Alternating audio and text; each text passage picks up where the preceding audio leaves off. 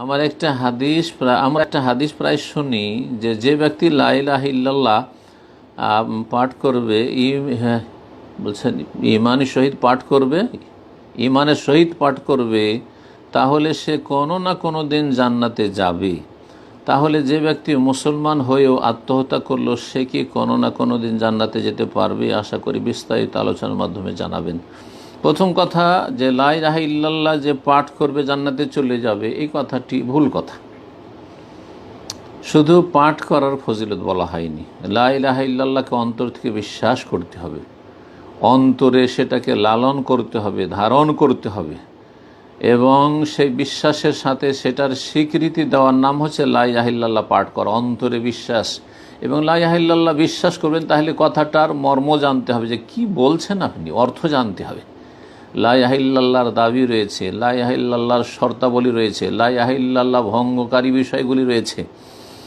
লা ইলাহা ইল্লাল্লাহ পড়ছেন আর লা ইলাহা যদি ভঙ্গ করেন, মাজারে সেজদা করেন, তো লাইয়ের সাথে সাথে ধ্বংস করে দিলেন। যেমন উজু করার পরে বারবার উজু করছেন আর উজু ভঙ্গ করে দিচ্ছেন, তাহলে সেই উজু দিয়ে কি আর সালাত হবে? ঠিক তেমনি যারা লা ইলাহা ইল্লাল্লাহ পাঠ করে, জিকির করে, কিন্তু মাজারে সেজদা করে, হুলুল ওয়াহদাতুল ওজুদের কুফরি আকিদা রাখে, শিরকি আকিদা আমল তাদের, ওলি আউলিয়া গৌস কুতুব তাদেরকে উদ্ধার করতে পারে, তাদের মনস্কামনা পূরণ করতে পারে, তাহলে প্রতিদিন তারা লা ইলাহা ইল্লাল্লাহকে ধ্বংস করে দিচ্ছে। এই লা ইলাহা ইল্লাল্লাহ পড়া তাদের কোনো কাজে আসবে না। লা ইলাহা ইল্লাল্লাহর শর্তগুলি সব পুরা করতে হবে, যে 7টি শর্ত রয়েছে।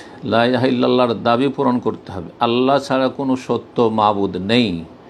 এই কালিমার দাবি হচ্ছে যে আপনার সত্য মাবুদ আল্লাহ। যখন আপনি স্বীকৃতি দিলেন, বিশ্বাস করলেন, তাহলে তার বাস্তবায়ন করতে হবে।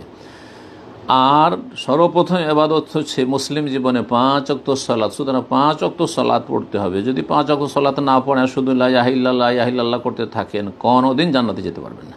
ভালো করে শুনে রাখেন। এই অর্থ নয় যে শুধু মন্ত্র পাঠ করবেন। ইসলাম কোনো মন্ত্রের ধর্ম নয়। হিন্দু ধর্মের পাশাপাশি বা হিন্দুদের পাশাপাশি বসবাস করে হিন্দুদের তো মন্ত্রের ধর্ম। ঠিক ওই রকম মনে করেছেন যে আমরাও মন্ত্র পাঠ করে নিয়েছি, জন্মসূত্রে লা ইলাহা ইল্লাল্লাহ মন্ত্র পেয়ে গেছি, সুতরাং জান্নাত অত সহজ নয়। জি, আশা করি বিষয়টি বুঝতে পেরেছেন। লা ইলাহা ইল্লাল্লাহ সম্পর্কে যেসব আলোচনাগুলি আছে বিস্তারিত শুনবেন, যাতে করে অজ্ঞতা দূর হয়, ফরজ আদায় হয়, এবং চোখ খুলে আপনি আপনার দিন পালন করে জান্নাতের পথে অবিচল থাকতে পারেন, জান্নাতে পৌঁছতে পারেন। আল্লাহ যেন তৌফিক দান করেন। আসল প্রশ্ন তার সাথে আপনি করেছেন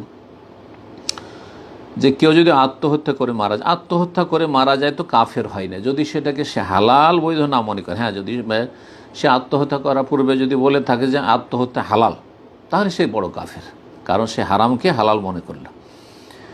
কিন্তু রাগ করে, আক্ষেপ করে, অথবা বিভিন্ন কারণে, টেনশনে, ঋণের বোঝায় যেসব আত্মহত্যা করে, যেসব লোকেরা এরকমই কারণগুলি থাকে, আত্মহত্যা করলো, কিন্তু সে জানছে যে এটি অপরাধ।